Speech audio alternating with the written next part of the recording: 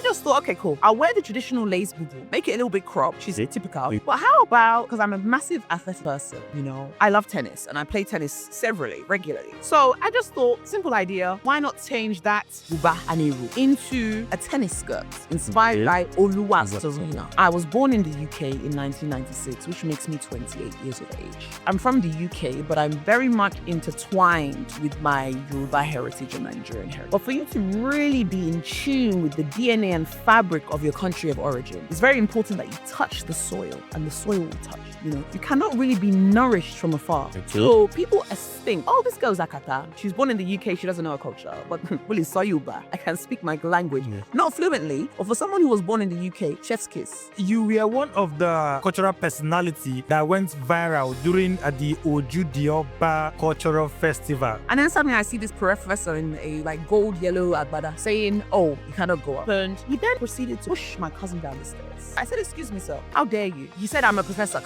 So I just said that in my head. Man, thank goodness the blogs recorded it. I will sue you for defamation. They captured that.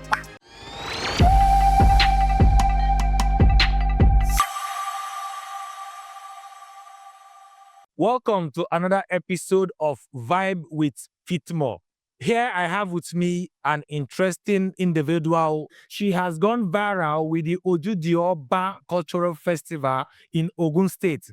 And here she is with us in the studio. I will have her to introduce herself. I am your host, Martins, aka MC Dialogue. Please introduce yourself. Wonderful. Thank you very much for having me, Martins.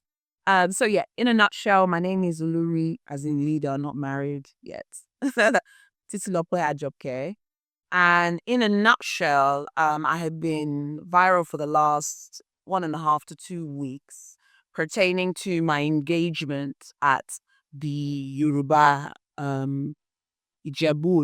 event called Ojude Oba, which is essentially a celebration of the Kabisi of the Ijebu land.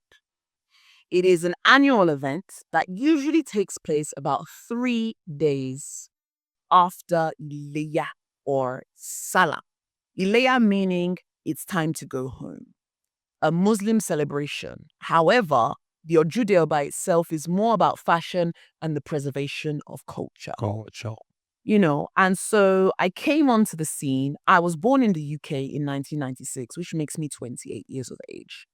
And I'm from the UK, but I'm very much intertwined with my Yoruba heritage and Nigerian heritage. I'm in Nigeria about 2 to 3 times a year without fail, unless something happens, you know. And even at that, I really prioritize my country. My father's been living here for the last 18 years. My mother lives in the UK. And so for me, connectivity is essential.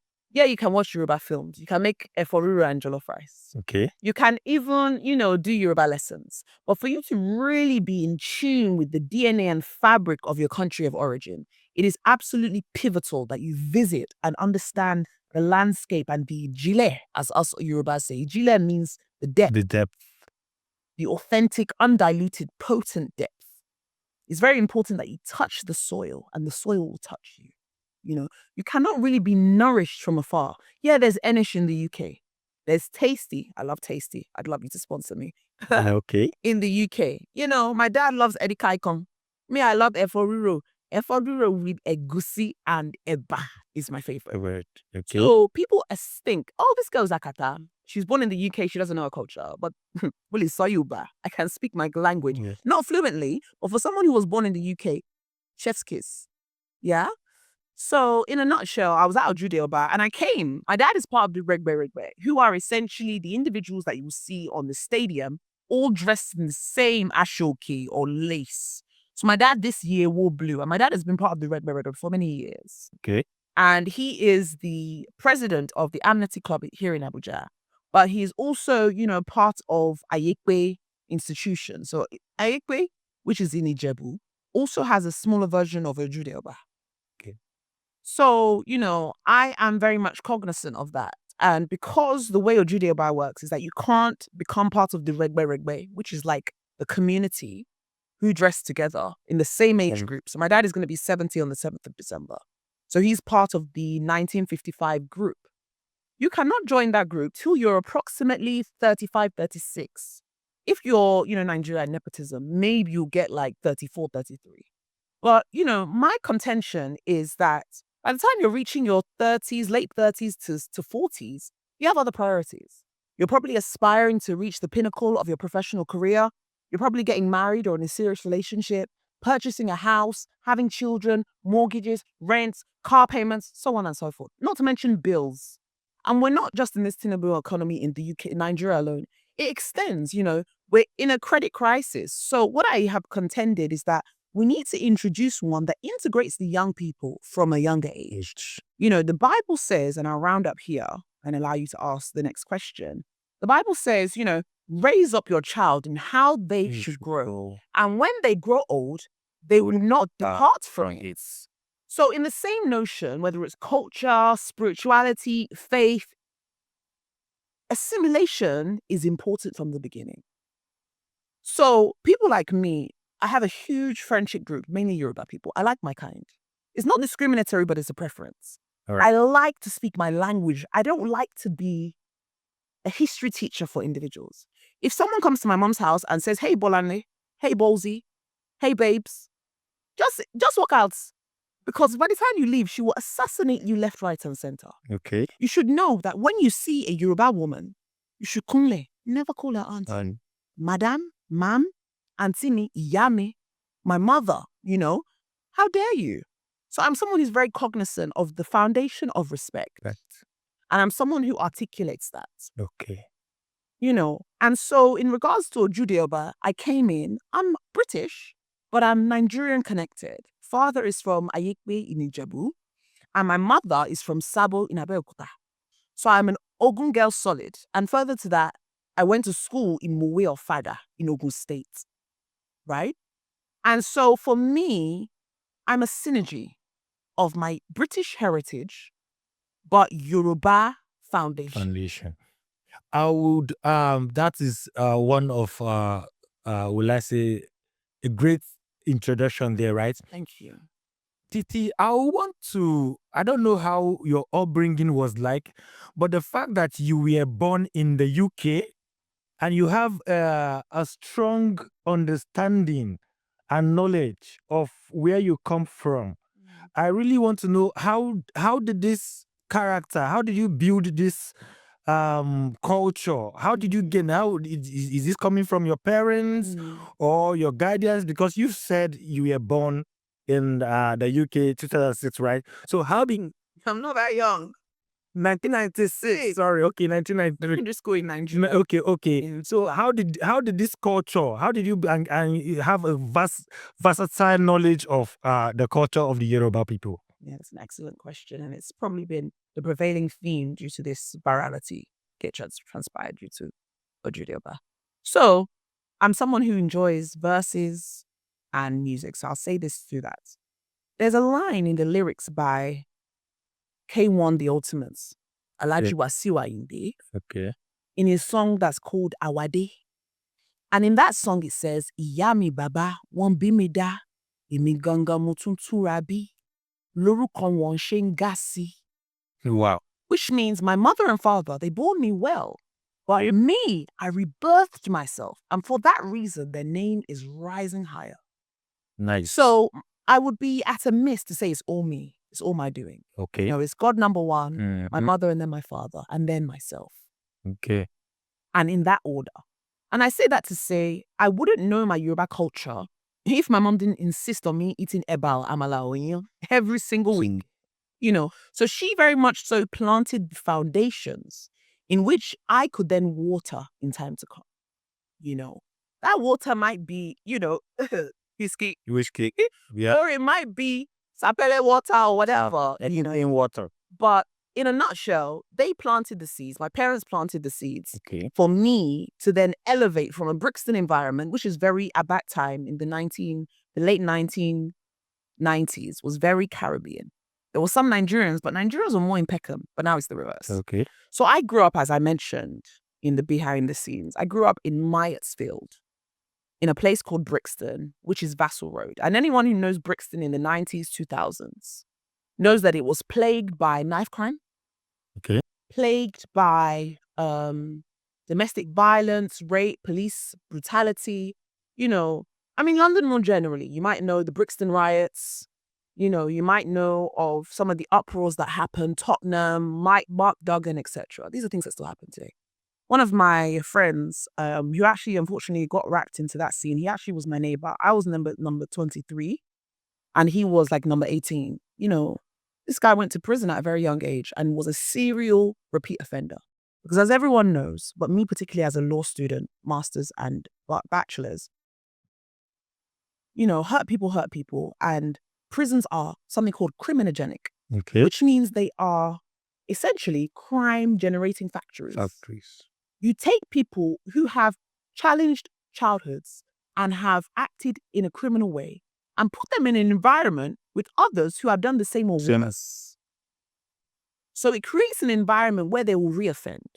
Reoffending is hugely high internationally. Someone who has done criminal activity, because I don't like to call people criminals. Yeah.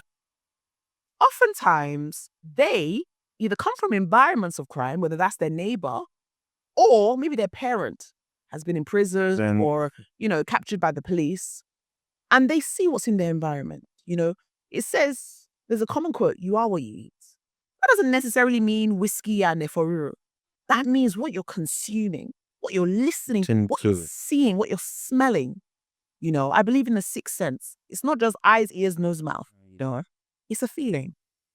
And so without going on too much of a tangent, I have undiagnosed ADHD. So I will, start talking about Ojude Oba and then end up talking about potatoes. Okay, Titi, that was a good one. About you were one of the, will I say, the cultural, is it troop now? Or cultural personality that went viral during the Ojude Oba Cultural Festival. Can you enlighten us about what happened, what transpired in that festival? Yeah, absolutely. So initially, as I mentioned, the cultural event happens annually. And typically people just wear the typical Yoruba regalia. It's beautiful. You saw Mr. Steez, princess, riding the horses, wearing their ashoke, their boo-boos, their sisi eko asho. Fantastic. But I think with an event that has prevailed for so many years, in order to capture the new generation, because let's be real, my dad is 70, almost 70. If he lives another 30 years, I'll be over the moon. He's on his way out. But who is on their way in? My generation. I am 28. So in the next 8 years, I'll be eligible to join Ojude Oba. So seeing it year and year, it's a beautiful display of culture. But my goodness, has it gotten repetitive and boring, with all due respect. So I really thought that there was a need for innovation, to stand out, not just for popularity and virality. Because I already had that in the past with regards to my Brixton heritage, Cambridge, things of that nature, my A-level and academic standing. But I just felt like if everyone is wearing the same thing in different colors and different shapes, where are we moving to? How are we innovating? Ojude Oba has a Facebook page. Okay. It has an official Instagram page, but does it have a TikTok page? Okay. So you are bringing in innovations to the cultural heritage. Innovation, forward thinking. It's important to be a thought leader. You cannot play the same hand and expect a different result. Heard that before. Yes. So I just thought, okay, cool. I'll wear the traditional lace boo-boo, make it a little bit cropped. She's typical. But how about, because I'm a massive athletic person, I love tennis and I play tennis regularly, whether it's table tennis or, long tennis. Okay. So I just thought, simple idea, why not change that buba and iru into a tennis skirt inspired by Oluwa. Particularly with all of the prevalence of they're not like us. Because sometimes in an attempt to preserve our culture, we end up making it archaic or ossified, which means it cannot move. Bringing in your own style now. It's important now to take that without diluting the culture and bring another arm to it so that people can see, I have a place here. I matter, And so when the stuff transpired with the professor, essentially what happened in a nutshell. Sorry, talking about that, you say something transpired with the professor. Yeah. Would you mind telling us about that? How did he start? What happened? So in a nutshell, I had gone up. So I was in the stands with my dad's Regbe, because obviously my dad is one of the leaders of his Regbe. Okay. So I was there with them. And to be honest, as I said, I'm a youthful person. I'm an energetic person. I look after myself. I take my magnesium, my vitamin D3, iron tablets. I have energy. So for me to be sitting from, let's say, 7:30, 8 o'clock, right through to like 2 o'clock, I was bored out of my mind. My auntie Aisha was there. And my cousin SK was there. They're both relevant to the story. So me, essentially, I said, okay, let me go to the VIP area because I have a pass. I know Dakbo Abiodun, governor of Ogun State, will be there, and other actors and celebrities that I already know. So I said, well, my dad is enjoying himself with his friends. Yeah. I've had like 3 bottles of Tiger Nut. I'm tired. Let me just go. So I saw that it was getting busy. I said, let me go before it gets too much. So I had my skirt, I had my umbrella, and I'm very cautious. So I was wearing cycle shorts underneath because if the wind blows or someone pushes me, you say you see my nyash. Yeah. Heritage. I didn't want that. Heritage. No, that heritage is for my husband. So, my aspiring husband. So, in a nutshell, I went up there. It was fine. I saw some wonderful girls who was working for GT, who's a sponsor, because Mike Adenuga has affiliations. Okay. So, they were lovely. You look beautiful. You're the best dressed I've seen, blah, blah, blah. So, I see Lateef Adedimeji, the actor, who played Amaura. Okay. I don't know if you know the... I've not watched the movie before. It was on Netflix. But he also did Hishabi, which was great. Okay. Ayinla was the name of the play. And again, I said, I'm very attuned with my Yoruba heritage. I watch films, I cook the food, I speak the language, very, very low. So as I said, I went to the VIP section, took pictures with Lateef, other actors, other people who I didn't even know of, who knew who I was for whatever reason. Whether they actually knew me or they were doing Zogo, I don't know. So I took photos, engaged, had fun, and then they were like, okay, the governor is about to arrive and the vice president. So you're either in or out. Now, my cousin, his name is SK, he's 31, I'm 28, so he's my bigger cousin. But the way, unfortunately, the dynamics of Nigerian-UK relationships often work is the person who's in the UK, irrespective of age, is the one that ends up caring for the older ones. Whether that's financial, emotional, spiritual, and then, he doesn't have the capacity to reciprocate. So I just thought this boy's dad, both his parents died at his young age. Okay. He's an only child. He's had challenges with work and unemployment. And I say this not to embarrass him, but because if there are employers, out there, good and well, they want to employ me or have sponsorships with me, GT, Honeywell, Starling Bank, Multivita. But, why not shine a light on the ones here? So I was there enjoying myself. But then I'm very compassionate. So I just thought, hold on, let me go and get SK. My auntie Asha, that one is enjoying herself. Okay. SK doesn't really come to Ojude Oba. He's from, where's his place in Ijebu? He's from Ikperu. So he's not native to Ijebu. So let's give him an opportunity to shine a light. It's all good away saying, oh, the benefactor. What are you actually doing? So I brought him up and then the main police officer led us through. And then suddenly I see this professor in a gold yellow agbada saying, oh, you cannot go up. And I said, why? I have a wristband. He said, oh, no, the governor is there. And I said, yes, I'm aware. I was told, but I quickly went to go and get SK. Minutes. You cannot go. I said, this is my cousin. He said, okay, you can go. Your cousin will stay. I said, why?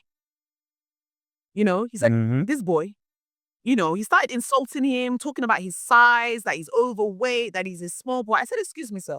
Was he body shaming that young man? That's why I would deduce, and anyone would deduce from it. Saying, oh, I said, excuse me, sir, apologize immediately. How dare you? Oh, don't you know I'm an old man? Why are you disrespecting me? I said, you initiated it. And respect is reciprocal. It's not an entitlement. Yeah? So then I asked him for his name and he refused to give it. Thank goodness that gossip TVs, whether it's Linda Ikeji, Tunde Ednot, Instablog, they love sensationalism and they love gossip. So I asked him for his name, he refused, which is indicative of someone who is guilty, in my opinion, my professional legal opinion. So he said, I'm a professor. So I just clicked that in my head. Mental notes. Okay. Thank goodness the blogs recorded it. And then it edited the part where I said, I'll sue you for defamation, GBH, grievous bodily harm, and actual bodily harm. If I make any statement that you don't know, just then definitely harassment. And I will sue you for defamation. They captured that. They didn't know I'm a Cambridge lawyer. They made the assumption that this girl is just being, a disrespectful young person who doesn't understand the law. when I studied law in 2014, which is almost 11 years. Yeah. Studied law or 10 years, coming on to 11 years next year. And did not only a law degree and did well, but also a master's in criminal prosecution. So I'm very cognizant of the dynamics pertaining to the law. So that happened. He then proceeded to push my cousin down the stairs. I mean, anyone knows mens rea, actus rea, which is essentially the mental capacity and the physical capacity. No one will push someone at a height down the stairs and think that they're giving them a hug, you know.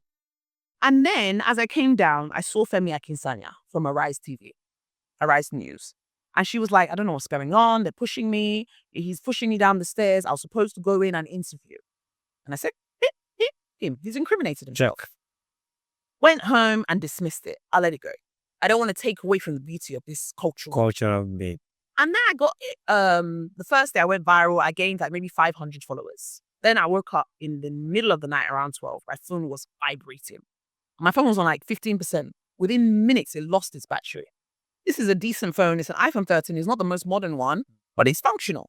You know, this whole, hour we've been together, it's been on 9% and it's good. Yes, I'm one of those people who don't charge their phones. So, I started to see the blog. And initially I reported it because I thought, let me stay on the line of positivity. Then it started to go. And that 500 followers I had went to 1,500. I said this is an opportunity, not just for popularity and virality, which I already have had in the past, but more so to demonstrate that this country is a nation that is plagued by corruption, the suppression of women, children, young people, and individuals more broadly, by people of power who take their power and, in the name of respect, and make it oppressive, defaming. So essentially, I just said in the video that I would sue him. Okay. They edited it how they wanted. And I thought, I'm a lawyer who doesn't practice law. Why not use that legal understanding? I mean, I paid £9,000 for the degree alone, not to talk of my food and my accommodation. Time to remunerate that for me. I'm the one that's... To go into practice. No, not to go into practice, but to initiate my legal understandings to help to navigate this issues. So luckily, my friend Ife works for Aluko and Oyibode, which is one of the biggest firms in Nigeria. So I just messaged her and asked her for a legal consultation. I took her to Brisk, paid for her food, paid for her drinks, and we just had an informal chat. And she was like, well, I am a commercial lawyer in litigation, but I have a colleague who'd be more than better positioned to support.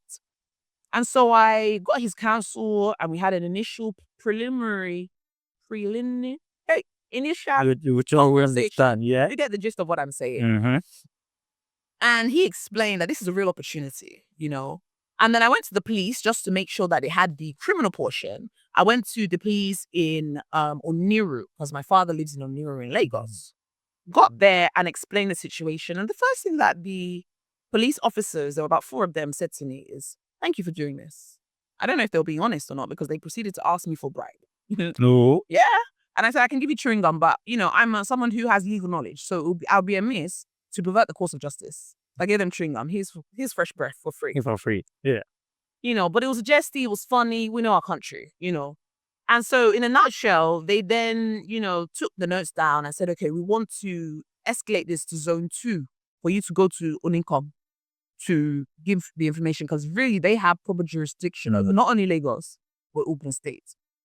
And so they were a bit lethargic, they weren't writing things down. I thought, don't let me gain another issue in attempt to solve the first one.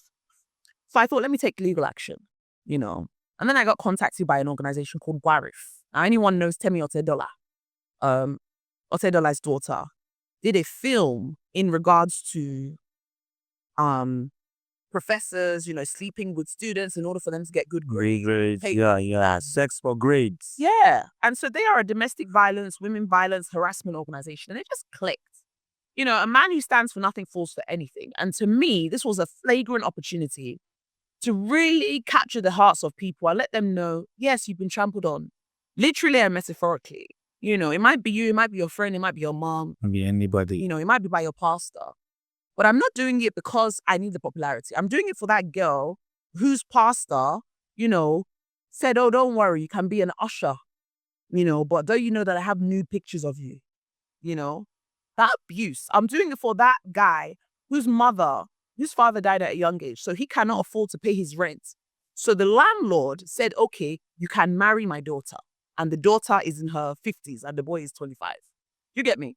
I'm doing it for that little boy who was raped or sexually abused by his nanny and it was caught on the camera CCTV.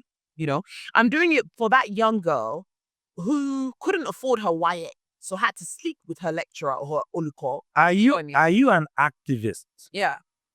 Well- Initially, I was like, because when I was younger, I used to call myself a feminist. Okay. And yes, I believe in female empowerment, but the challenge with a label like feminism is people think feminism means oppression or suppression of other genders, Gender, like whether it's male, female, LGBTQ, transgender, whatever it is. And so I felt like I can still have the same morals, but that label closes people's minds. It's like if you call yourself vegan, Mhm. or if you call yourself, even in some cases, Christian rather than spiritual. Okay. I'm a Christian and I'm unapologetically a lover of Christ. All right. But sometimes I need to, I hesitant to say, dilute it in order for the people who are lukewarm to understand my potency gradually. Okay. So Titi, you have actually spoken a lot, right? The fact that you are inclined in your cultural and traditional heritage, right? And we know the Yoruba people for people of respect, right? Where do you draw the line between abuse and disrespect? Yeah, it's a great question. And I always preface it with saying these things are not linear. They are very nuanced and granular. I can think someone thinking disrespect, someone else can think something is disrespect. And so what I found is a habitual thing, whether it's from my grandmother or my parents or from people at large, human nature. Sometimes we can confuse respect with disrespect or suppression. In order for this girl to know that I am a professor, I need to perk my chest and be egotistical so she knows she can't mess with me. Okay. Oh, this is an Akata. She's from the UK. She doesn't know our culture. Let me teach her a lesson, And so sometimes the error that our adults often make is that we expect things as an entitlement as opposed to earning. Okay. So with my view, if you respect me, I respect you and vice versa. It doesn't matter who initiates it, but it's important that it's symmetrical. It's not an eye for an eye. It's not apples for apples, but it can be apples for oranges. Do you get what I mean? It can be, hey, how you doing? And the person says, good morning. She's still mutually respectful. In your opinion now, the elderly ones are not really giving the younger ones the respect they deserve? I would say you cannot tar everyone with the same brush. Every individual is different. Some people don't have the capacity or knowledge, and some people choose to be belligerent. So I wouldn't say that old people, I would say some. I'll refine it to some old people do not give young people the respect that is due because they forget that they were once young. And they were in an environment whereby they could stand up because they'd been trampled on. And so for me, I'm very cognizant of people's feelings, people's emotions, and people's differences. All right. All right, Titi. Yeah. It's quite an amazing time with you. The next question I want to get your opinion about is what are some of the abuse or mistreatment you think the young people normally or always get from the older people or parents? A great question. I probably say it to you in private, and I've said it before, but really enjoying this experience. I'm someone who has been on television and news and radio, but it's just nice to be able to articulate myself in a comfortable environment. So thank you very much for having me. Pertaining to what you've asked me, I will refine it in saying not what the young people receive at the hands of older people, but often receive. I'm not here to just brandish all elderly people Okay. with defamation or ignorance or oppression. Yeah. You have to refine it and say some people are very cognizant, even more cognizant than me and you. Whether it's law, respect, respectability, politics, culture. However, some elderly individuals or OAPs old age persons, which is what the UK will say, sometimes they repeat the same things they were victim to. It's a common phrase that hurt people. So oftentimes people who grew up in environments whereby they were abused, neglected, maltreated, they do what they know. So they then repeat it, not out of malice, but out of their experience, their environment, what they're consuming. So an example is that my mom told me when she was younger, and this is an example to answer your question. Okay. And I say this not to discredit my family, I understand. but to make it personal to me, because I can only speak for myself. And I only want to speak for myself, unless asked to represent someone else. My mom would be with my grandma in the kitchen, watching her cook, because she's very, very intuitive and wants to learn and listen. So she said, "Oh, mommy, can I taste the stew?" Of course now, now. Just let me take a spoon. My grandma would then take the spoon and put it in hot stew till it's piping hot. Said, "Oh yeah, bring your hand." Grandma would then take the spoon with your belt and press it inside. I can imagine. My grandma would say that I'm teaching my child a lesson. The law in the UK would call that child abuse. Abuse. Do you know what I mean? Oh. You know, a far cry Okay. to see. So it's relative. Her mom probably did the same thing her aunt was. Mm-hmm. So she now does it and thinks it's love. When in reality, it's, as I say, abuse or neglect or maltreatment. Okay. I don't expect my grandma, who will be 90 in January next year, to understand that or even want to understand. They say you cannot teach an old dog a new trick. I don't expect her to do that, you know. So, but what I do expect is for you to attempt to correct with respect. Whether she receives it or not, that's her own while. But I make it clear. So that is the physical abuse, whether it's beating a child unnecessarily, spitting on a house help, you know, pushing a child or person down the stairs, you know, slapping somebody, you know, kicking somebody out because they didn't, you know, open the door on time, making them sleep outside, you know. Or it could be this defamation, cussing somebody, insulting their weight, fat shaming them, calling them stupid, unintelligent, imbecile, retard. It goes on and on and on. You know, that is what I've seen to be prevalent. Okay. You know, now we're emerging in an area where it has translated into virtual abuse. They call it keyboard courage. Suddenly, this person who has a fake account with 3 followers and following 205,000 people is going, this girl, she calls herself Olori, but she's the queen of stupidity. How dare her disrespect this professor? Does she not know that jazz, blah, blah, blah? Ask for that person's IP address. They're living in Mushi and they have 3 minutes of light. The reason why there's spelling errors is because they were rushing through and they didn't finish GS2. Do you get what I mean? It might seem funny, but it's real life. And, you know, one of my inspirations, this is controversial, but I love Bobrisky. Bobrisky, if you're listening. Obviously, a controversial person. Yeah, I'm unapologetic to say. Bobrisky, if you're listening, I stole that from Bobrisky. Bobrisky had a story on her TikTok. And it was like, the person who's trolling you still a troll. You still the troll. You that you're in Mushin, that you don't have electricity. I beg. Please, don't ever call me Idris again. I'm Bob Bobrisky. Okay. And it's all about, as I said earlier, stand for nothing, fall for Everything. So I'm aspiring to do better. Ojude Oba this year was one of the best days of my life, irrespective of the altercation with the professor and my cousin. Next year will be better.